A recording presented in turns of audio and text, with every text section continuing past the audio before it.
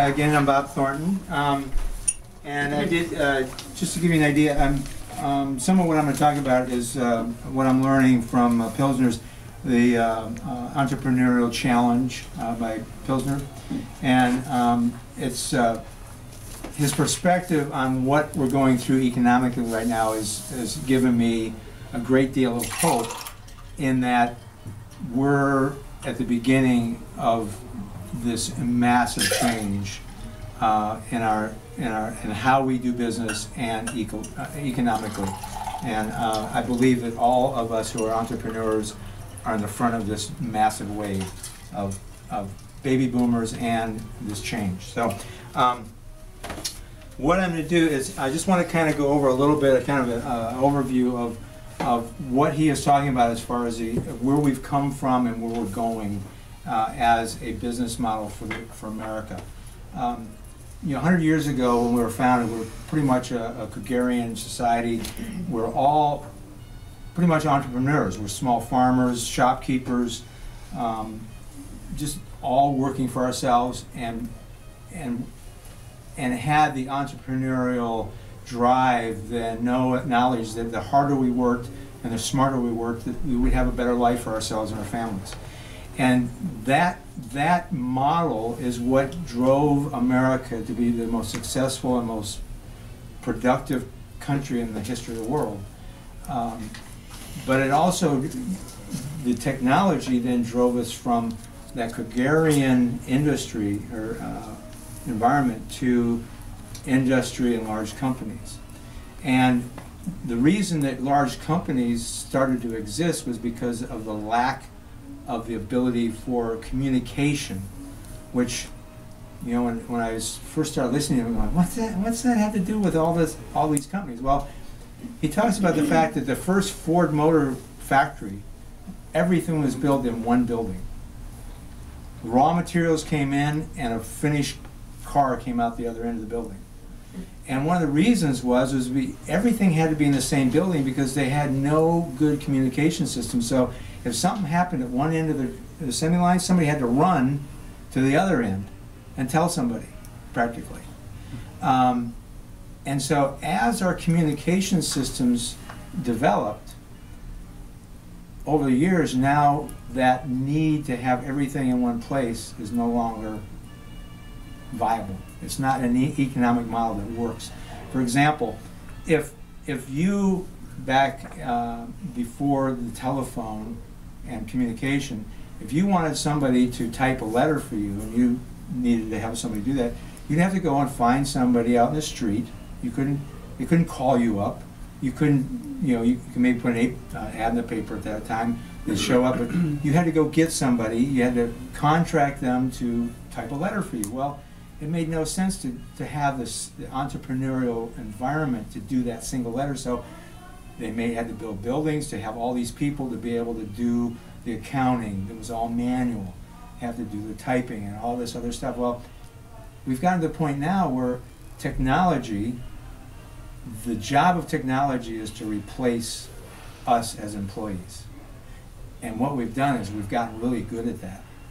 And so the idea that we have huge unemployment right now is because 20 or 15 years ago, technology started replacing people, the need for people, but the business environment didn't recognize it. So they kept all the employees when they really didn't need to. And they got, because we were making so much money, we got lazy and didn't lay people off when we really didn't need to have them. Well, what we just went through is basically catching up what we should have been doing for the last 20 years or 15 years.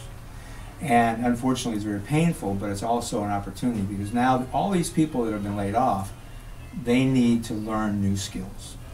And they're going to be, a lot of them will become entrepreneurs. They're going to find better ways, more efficient ways, come up with new products, and drive us into a new world of smaller businesses. All of the big corporations are just basically eating themselves out of business because we're much more efficient as entrepreneurs. That quality is what's going to drive our economy going forward.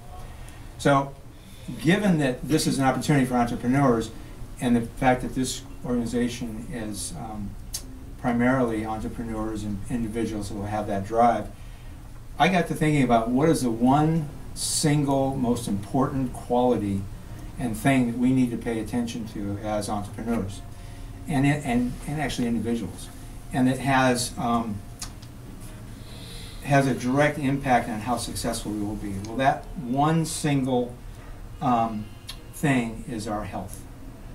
It permeates and has an effect on everything we do every day. And I looked up just the definition of health. And health is a level of functional or metabolic efficiency of a living being. In humans, it is the general condition of a person's mind, body, spirit, usually meaning to be free of illness, injury, or pain.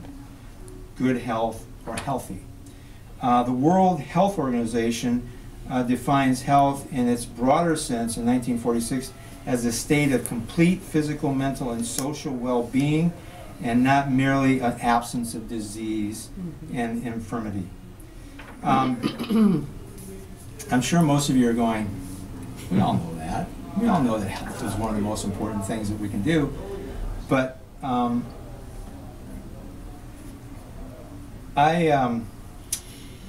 years ago, I took a seminar, and in it, the gentleman was talking about the fact that everything matters a little bit.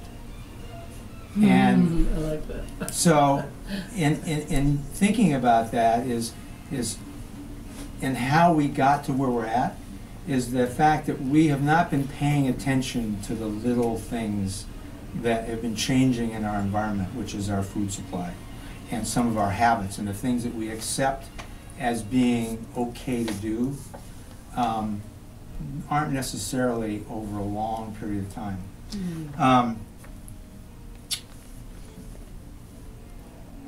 So in regards to our health, and why I say it's one of the single most things is the quality of our decisions, our sleeping, our energy, how well we heal after an injury, how well we defend against stress, are all directly related to what you put in your mouth every day.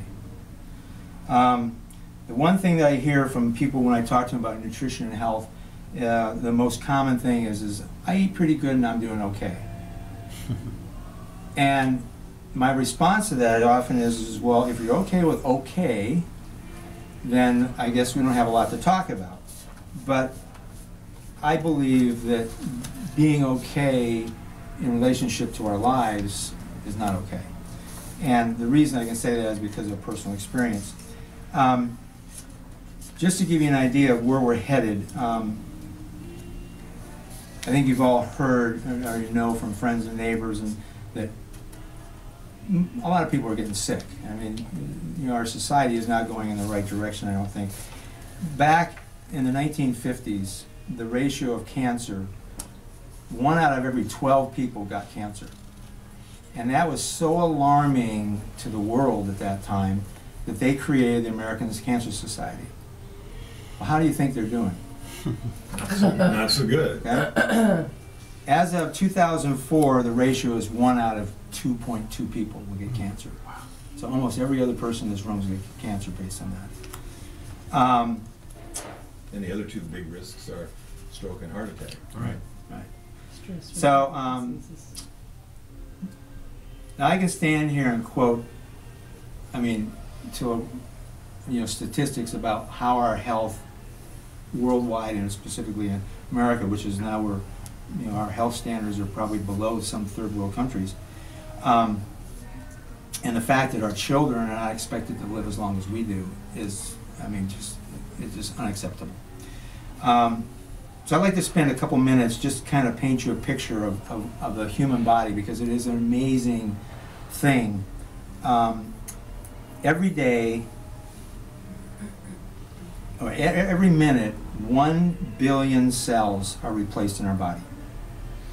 And to give you some perspective of what a billion is, 1 billion seconds is 33 years. Okay, so every minute,